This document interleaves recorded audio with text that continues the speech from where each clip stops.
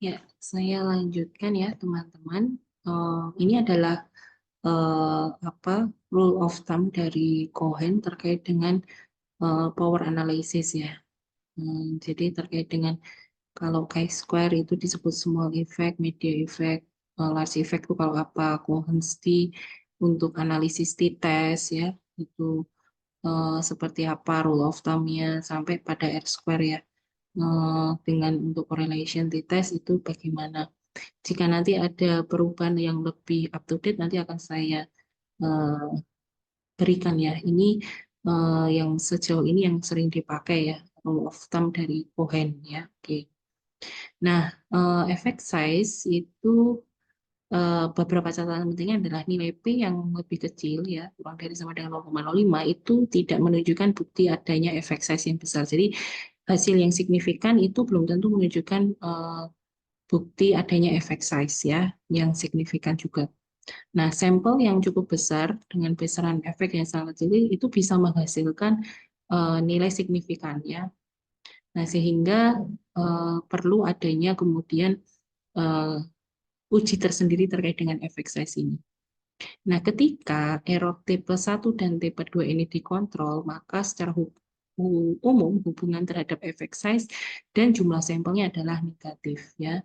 Jadi efek size yang kecil itu akan membutuhkan sampel yang lebih banyak dan sebaliknya. Efek size itu memiliki relasi eksponensial dengan besaran sampel. Jika efek size yang diharapkannya itu kecil, maka jumlah sampel yang dibutuhkan untuk mendeteksi suatu efek size akan bertambah secara eksponensial ya. Nah, tetapi bedakan jumlah kebutuhan sampel untuk uji inferensial dengan uji model konstruk seperti CFA, EVA, IRT, SEM, atau SNA. Sehingga kesimpulannya adalah efek size itu berhubungan negatif dengan sampel size ya. Oke. Nah, ini buktinya.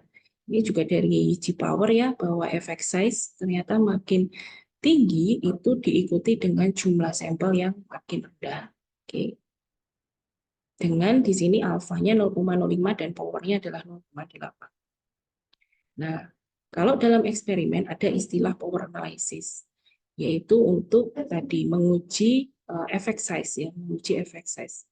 Yang perlu dilakukan adalah melihat size efek atau efek size yang diharapkan. Kemudian signifikansi levelnya ya. Kemudian uji statistik yang dipakai, kemudian desain eksperimennya, kemudian apakah hipotesis ini 2 ekor atau 1 ekor, dan jumlah populasi atau sampelnya. Nah, kalau diketahui semuanya, maka akan ketemu berapa jumlah partisipan yang dibutuhkan dalam sebuah studi eksperimen.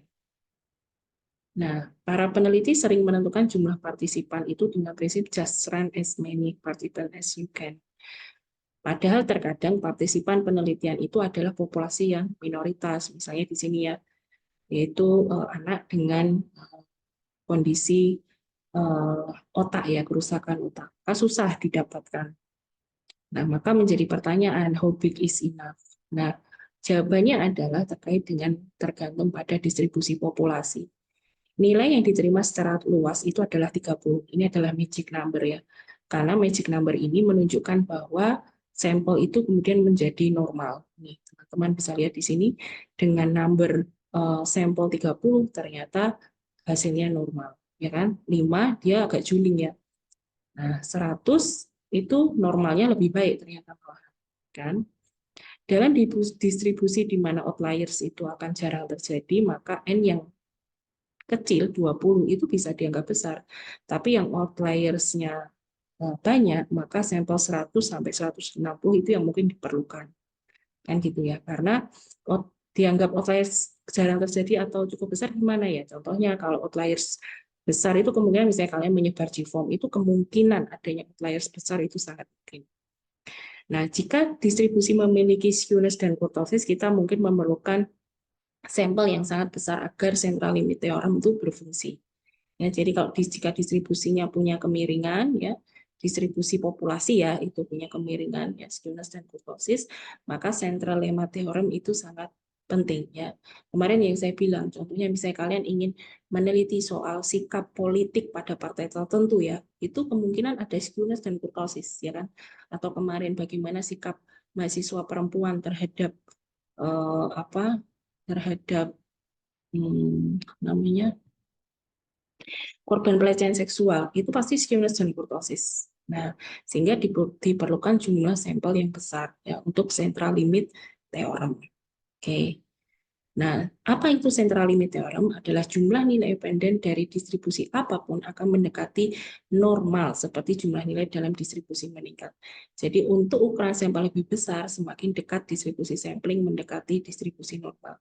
Ini berdasarkan Van den Bos. Ya. Jadi central limit theorem menunjukkan semakin besar sampel, maka distribusi sampling akan semakin normal. Tapi sekali lagi, central limit theorem ini bermanfaat ketika distribusi populasi itu memiliki skewness dan kurtosis. Sekali lagi, how big is enough dalam sample size tergantung dari distribusi populasinya. Ingat-ingat ya. Nah, ini adalah referensi yang bisa teman-teman pakai untuk apa hipotesis testing ya. Nah, ini bisa dipakai. Sekian, jika ada pertanyaan atau mungkin kekurangan, saya mohon maaf, dan jika ada pertanyaan silakan nanti bisa ditulis terlebih dahulu kemudian didiskusikan di minggu depan. Terima kasih, sekian. Assalamualaikum warahmatullahi wabarakatuh.